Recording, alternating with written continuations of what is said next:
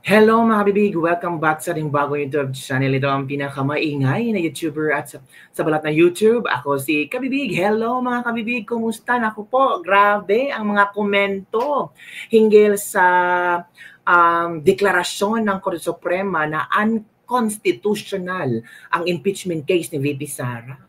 Hindi lang yung mga bashers ni VP Sara, yung mga Marcos loyalistas, Marcos supporters, ang nagbash, ang parang umiiyak, talagang hindi tanggap yung pagkatalo. Sobrang sakit na gustong manakit ang kakamping din. And we're so shocked kasi kakamping Bam Aquino and Risa Hontiveros, huwag kang masyak, kabibig, normal lang sa kanilang mag-react.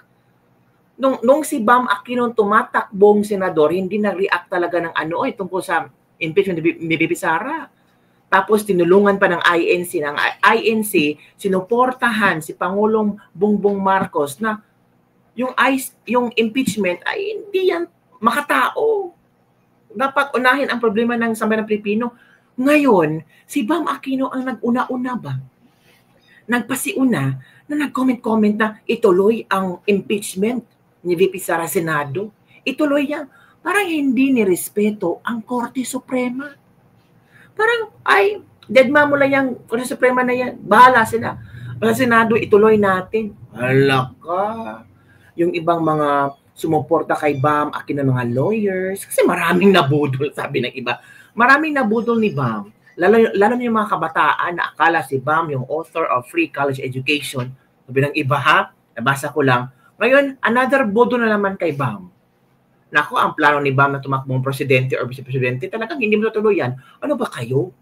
Walang plano niya si Bam, gusto lang siya magsenador. O, eto kabibig ha, ito yung trending news kung saan, dito, sabi ni Bam Aquino, yung mandato, tungkulin at kapangyarihan na nakasaad sa ligang batas ay sa Senado at wala ng iba. Hala! So yung Korte Suprema, wala palang karapatan. Ito ang ano ni Bam Aquino, yung kanyang posisyon. Makinig tayo kay Bam Aquino ha. Ito yung kabibig. Hindi lang si Bam Aquino at si Risa Hontiveros, marami pa rin kabibig. Labi na ang Akbayan Party. Ito na. Wala ako na dapat matuloy yung impeachment trial. Yung mandato, tungkulin at kapangyarihan na nakasaad sa saligang batas ay nasa Senado at walang iba.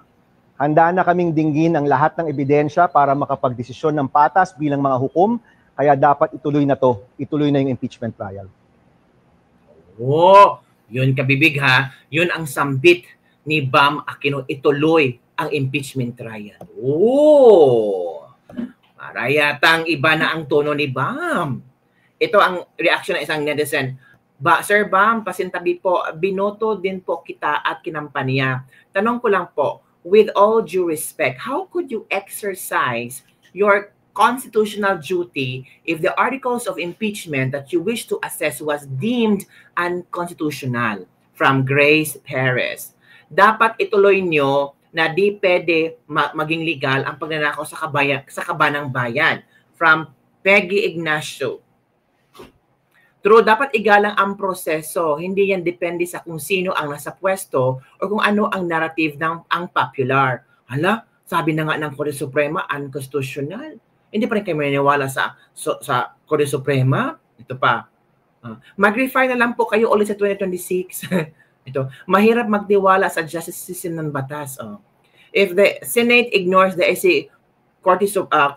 Supreme Court ruling, it risks a constitutional crisis because it would mean defying the highest court. Such defiance could lead to legal repercussions and undermine the principles of rule of law. Ito pa. Supreme Court interprets the law and the highest court in the land. So Bam, please po, Senator Bam, wag na magpa-epal. Ito pa. Unconstitutional po, Mr. Senator. Anong ibig sabihin noon? Tapos na, sir. Iba na ang pagtuunan nyo ng pansin para Duterte for President. Sara 34% 2028. Hindi po kayo manalo. Sabi naman po kayo mga kabibig. Huwag po kayong ganon kay Bam. Ito naman ang komento ni Senator Risa Hontiveros. Ay, nagkomento si Madam. Basahin natin. Statement on the Supreme Court ruling involving the impeachment trial of VP Sara Duterte. With all due respect, nakakadismaya itong biglaang pagpigil ng Korte Suprema sa pagdaraos ng impeachment trial laban kay VP Sara Duterte. Maliwanag naman na sinabi ng Korte Suprema na hindi nila pinapawalang sala si VP Duterte at maaaring ma-file ang impeachment complaint ulit next year. But we have so many disturbing questions about the short-term and long-term consequences of this ruling. Isa sa ipinagtataka natin ay kung paano na-violate ang one-year bar rule. Ngayong iisa lamang naman ang kaso na naiakyat sa Senado. Ayon na rin sa desisyon mismo ng Korte Suprema sa Gutierrez v. House of Representative GR number 193459. As the Supreme Court explained in that decision, the clear consideration behind the one-year bar rule refers to the element of time and not the number of complaints. Sabi nga ng Korte Suprema, the measure of protection afforded by the Constitution is that if the impeachable officer is made to undergo such rite, he or she should be made to traverse in just one. Bukod pa, nakakabahala na tila nagdagdag ng napakaraming requirements ang Korte Suprema para simulan ang proseso ng impeachment. I can only hope that this new ruling will not adversely affect future efforts to hold our highest public officials accountable. Malinaw pa rin ang saligang batas. Public office is a public trust at walang opisyal ang may karapatan sa posisyon. Lahat ng opisyal ng bayan ay may pananagutan sa bawat Pilipino and the constitutional right of the people to hold their highest officials accountable must always prevail. The people have every right to demand answers. Ipaglalaban natin to. Oh, yan ha. Ala Risa Hontiveros ang style yun. Yun ang official statement ni Senator Risa Hontiveros, mga kabibig. Kayo talaga.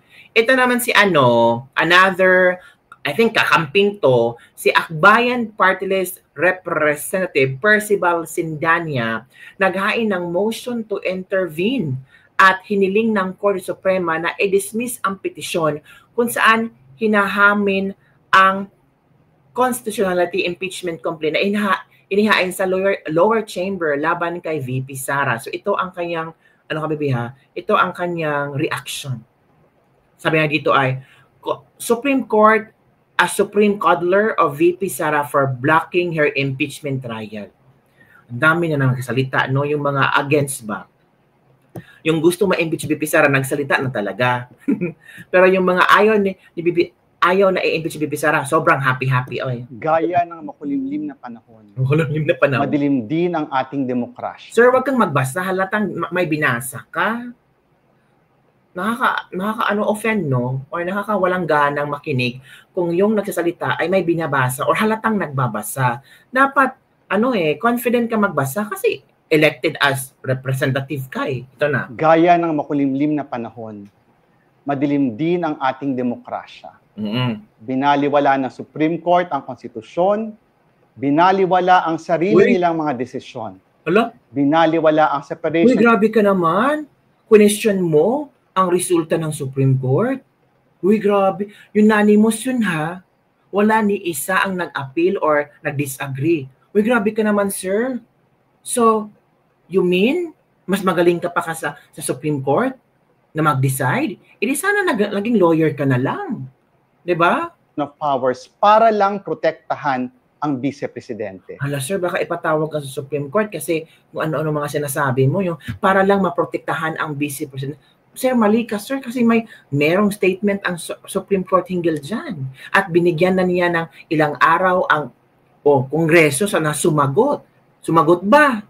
Naku po. Ala, Percival, ano nangyari taong to? Nireduce ng Supreme Court ang kanyang sarili bilang Supreme Coddler of the Philippines. The dismissal of the impeachment sets a dangerous precedent.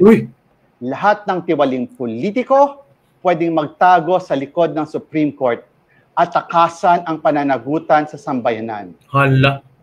A disastrous day for Philippine democracy. Hala? Kasi hindi para sa inyo disastrous. Pero kung sinabi pa ng Korte Suprema Konstitusyonal, puring-puring nyo ang Korte Suprema, halata naman, oy, ano ba naman to sila magsalita? Parang, wow, Percy, you're questioning the Supreme Court. Hala, grabe ka naman, sir. Grabe naman si sir, ay, disastrous day to Akbayan Group. Sabi ng isa niya, please, play the song, Binaliwala, by Percy. You versus Supreme Court? Duh. Ito pa, oh. Sanabi, grabe naman po kayo, sir. Parang question nyo ang ginawa ng Korte Suprema. Unanimous po ang resulta.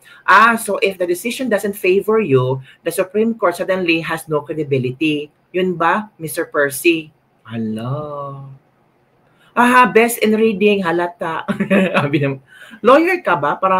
Para ganun po kayo mag-react sa Korte Suprema? Percy exploding with personal interest.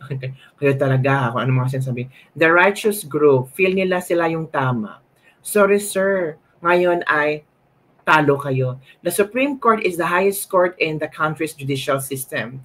In the Philippines, the Supreme Court of the Philippines is the court of the last resort, meaning it is final authority on legal disputes and constitutional issues. Please lang, Mr. Percy, wag mo namang yurakan ang Korte Suprema.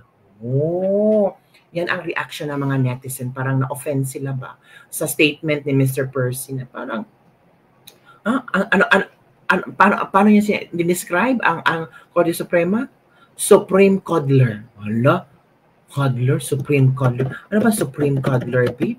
Coddler. Meaning. Supreme Coddler. Ano ba siya? Coddler. Hanapin natin sa Supreme Coddler. Kasi mahirap naman. Paling Percy mag-English, ha? Supreme. Coddler na lang. Meaning. Ito na. Meaning.